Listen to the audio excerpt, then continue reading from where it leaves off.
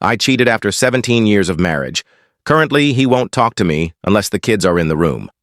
Brandon, you're always late, I teased, leaning against the kitchen counter as he sauntered in, raking a hand through his dark, slightly graying hair with that effortless charm that used to set my heart racing. His half-smile flickered, a shadow of the grin that once felt like home, but now seemed like a polite stranger's gesture. Traffic was a beast, he said, his voice carrying the weight of routine. I rolled my eyes, masking the pang of noticing the deepening lines around his tired hazel eyes. Sure, Mr. Punctual, I quipped, trying to keep the air light, though something heavier stirred beneath my words. He set his briefcase down with deliberate care, mindful not to wake our daughters, Haley and Julia, who were still asleep upstairs in our suburban home, its walls lined with memories of a life we'd built together. You're relentless, Courtney, he said, a faint chuckle escaping. Someone's got to keep you in line, I shot back, forcing a smile that didn't quite reach my eyes. The familiar warmth of our banter was there, but it felt like an echo, fading with each passing moment. We moved through the kitchen in a choreography honed by years of marriage, Brandon pouring coffee into his favorite chipped mug, me slicing bread for the girls' breakfast. Sunlight streamed through the bay window, casting golden rays across the oak table, but even its glow couldn't dispel the dull ache settling in my chest. The rhythm of our mornings, once comforting, now felt like a treadmill stuck on the same uninspiring speed. Dinner tonight? Your parents' anniversary? I asked, breaking the silence that had crept between us. He nodded without looking up, his focus on stirring sugar into his coffee. 7 o'clock. I'll grab the cake. Chocolate with whipped cream, as always. Same old, I muttered, a flicker of irritation sparking inside me. The predictability, once a cornerstone of our stability, now felt like a weight pressing down. I turned to the sink, rinsing a plate, and let the question slip out before I could stop it. Brandon, don't you ever crave something more? The words hung in the air, sharper than I'd intended. He paused, his spoon clinking against the mug, and his brow furrowed slightly. More? Like what, Courtney? His tone was cautious, probing. I hesitated, my hands gripping the dish sponge tighter. Something different. Something alive, exciting, new. The confession felt like a crack in the dam I'd built around my restless thoughts. He let out a dry laugh, devoid of humor. I thought we had everything, a home, the girls, a good life. His eyes searched mine, seeking reassurance. Didn't you? I wanted to say yes, to nod and smile and slip back into the script of our marriage. But the truth clawed at me, and I looked away, staring at the sink's steady drip. I don't know, I whispered, barely audible. He didn't respond, and the silence stretched, thick with unspoken questions. Upstairs, the girls' footsteps pattered, their laughter spilling down like a lifeline. I forced a smile as Haley, 16, and Julia, 12, bounded into the kitchen, their sleepy hugs wrapping me in a fleeting warmth. "Morning, Mom!" they chirped, and for a moment I was anchored, grateful for this family, this life I'd poured my heart into. But the gratitude clashed with a gnawing restlessness, a hunger I couldn't name. At work that day, as I sifted through spreadsheets in my office at the marketing firm, my phone buzzed with a text from Brandon. Meeting ran late. Dinner tomorrow's on me. I typed back, okay, love you, but the words felt hollow, like a reflex rather than a truth. Did he mean it when he said it back? That night, as the girls slept, I found Brandon in the living room, staring blankly at the TV, the glow casting shadows across his face. The spark in his eyes, the one that used to light up when he told me about his day, was dim. Everything okay? I asked, my voice tentative. He shrugged, running a hand through his hair again, a nervous habit I'd once found endearing. Just tired, he said. Tired of what? I pressed, sitting on the arm of the couch. He sighed, his gaze distant. Life, maybe. The grind. His words hit me like a mirror, reflecting my own discontent. I feel it too, I admitted softly, like we're trapped in a loop we can't escape. He turned to me then, really looked at me, his eyes searching for something I wasn't sure I could give. Do you want to break free? He asked, his voice low. I faltered, my heart pounding.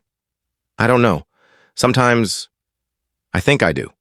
The days that followed were a blur of routine, but Brandon's habits began to grate on me.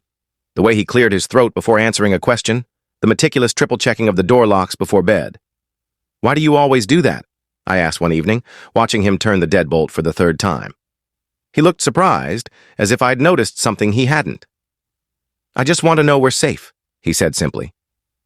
Safety, once a comfort, now felt like a cage, its bars made of predictability. Over dinner, as the girls chattered about school, I caught myself staring at Brandon across the table, wondering if this was all our future held. Decades of the same conversations, the same chocolate cake, the same life. When friends asked how we'd kept our marriage strong for 17 years, I'd smile and say, "We just make it work." But inside, I was unraveling, the stability I'd once cherished morphing into a silent prison. Then came Eric. "Hey, Courtney, want to grab coffee after the meeting?" His voice was warm, his smile genuine as we stood in the office hallway, the hum of colleagues fading around us. I blinked, caught off guard. Sure, why not?" I said, surprising myself. Coffee with a coworker wasn't unusual, but something about Eric, his easy confidence, the way his eyes lingered, felt different. At the cafe, he talked about our shared project, his praise catching me off guard. "You handled that client pitch like a pro," he said, his grin infectious. "It's like you don't even try." I laughed, a warmth spreading through me that I hadn't felt in years. "Years of practice," I said, brushing it off, but his words lingered. Later, my phone lit up with his text. "Great coffee. Let's do it again?" I hesitated, my thumb hovering over the screen before typing. "Sounds good." Eric became a spark in my gray days. Our conversations, first about work, then about life, made me feel seen, not as Brandon's wife or the girl's mom, but as Courtney, the woman I'd almost forgotten. Lunches turned into longer talks, his laughter pulling me out of my fog. "You deserve to feel alive," he said one day over sandwiches, his eyes locking onto mine. The words hit like a lifeline, and I clung to them. One evening, he texted, "Working late. Want to stop by my office?" My heart raced. I knew I shouldn't, but I typed, "Okay." His office was quiet, the city lights glinting through the window. We worked side by side, the air thick with tension. When our hands brushed, reaching for a file, a jolt ran through me. "Sorry," he said, his voice low, eyes dark. "It's okay," I whispered, breathless. We froze, the moment charged. "This is wrong," I said, my voice trembling. "I know," he replied, but neither of us moved. Slowly, he reached for my hand, and I didn't pull away. That night, driving home, guilt crashed over me like a wave. What was I doing? But Eric's touch lingered, a thrill I couldn't shake. The affair unfolded in secret, stolen moments in quiet restaurants, late-night texts, hurried meetings between work hours. Each encounter made me feel alive, yet heavier with shame. "You're not alone anymore," Eric said one afternoon, his smile soft but certain. For a moment, I believed him, forgetting the chaos I was weaving. But at home, Brandon's distance grew. "You've been off," he said one morning, his tone clipped as he tied his tie. "Just tired," I lied, avoiding his gaze. His eyes lingered, searching. "Is there someone else?" he asked quietly. My heart stopped. "No," I said, the lie bitter on my tongue. The suspicion between us thickened, a fog that choked our once easy conversations. Eric's messages became my refuge, a dangerous escape from the silence at home. "Do you still love me?" I asked Brandon one night, my voice barely audible as we sat in the dark. He looked at me, his expression unreadable. "I don't know who you are anymore," he said, each word a shard of glass. I wanted to confess, to spill everything, but fear held me back, fear of losing him, the girls, the life we'd built. Alone in bed, I cried, torn between the thrill of Eric and the wreckage of my choices. Then it unraveled. Brandon found my phone, a message from Eric glowing on the screen. "Can't stop thinking about last night. See you tomorrow." He stood in the bathroom doorway, holding the phone, his face pale, eyes cold. "How long?" he asked, his voice steady but laced with pain. I shook my head, words failing me. "I don't know," I stammered. "A mistake?" he echoed, his tone sharp. "I was lonely," I pleaded, tears burning my eyes. "You betrayed us," he said, the weight of his disappointment heavier than anger. "I'm sorry," I whispered, but he turned away, the silence deafening. The fallout was swift. HR called me into a sterile office. "Courtney, we're terminating your employment due to a violation of company policy." Eric was fired too, our indiscretions exposed. I cleared my desk in a haze, the weight of my choices crushing me. At home, Brandon retreated to the guest room, his presence a ghost. He spoke to me only when the girls were around, his words clipped, functional. "Can we talk?" I'd ask, desperate. Not now, he'd say, his eyes avoiding mine. Haley noticed, her voice soft one evening. Mom, what's wrong? I forced a smile. Nothing, honey. But everything was crumbling. Divorce papers arrived. A cold envelope on the kitchen counter. It's over, Brandon said, his voice firm. I'm starting a new life with Rebecca. The name cut deep, a colleague I'd suspected. I love you, I choked out, tears falling. Love isn't enough, he replied, his gaze distant. The girls sensed the fracture. Julia asked, Why's Dad so quiet? I lied again. He's just busy. But the truth was louder than my words. Therapy offered no solace. He won't look at me unless the girls are there, I told the counselor, my voice breaking. I try to talk, but he shuts down. She nodded. Silence can be louder than words. I left each session heavier, the guilt a constant shadow. Desperate, I suggested an open marriage one night, grasping at straws. Brandon's eyes flashed with anger. You think this is about honesty? It's about respect, Courtney. His words were a slap, and I saw how far I'd misjudged him.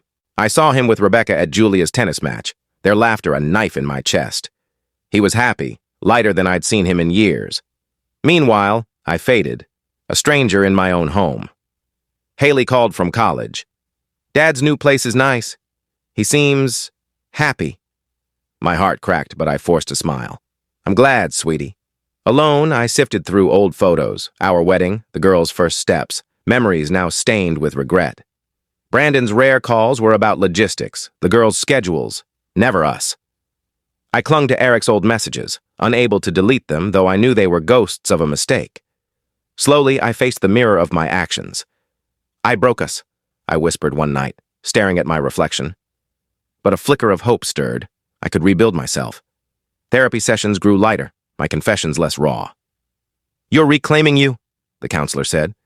I began to believe it. One evening, Brandon called, his voice softer. Hope you're okay, he said. As okay as I can be, I replied. We talked about the girls, their futures, a shared history without blame. Hanging up, I felt a strange peace, a weight lifting. The house was too big now, too quiet, but the silence felt different, less oppressive, more like a canvas. Haley texted, Love you, Mom. I replied, Love you too, warmth blooming despite the ache. I looked at old photos again, not with bitterness, but with acceptance.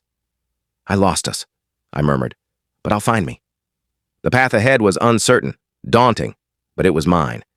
For the first time in years, I felt a spark of hope, a chance to become someone new, stronger, wiser, ready to step forward. Please support me to uplift my channel. I need your one click of like and subscribe Meesha's Quest Tales.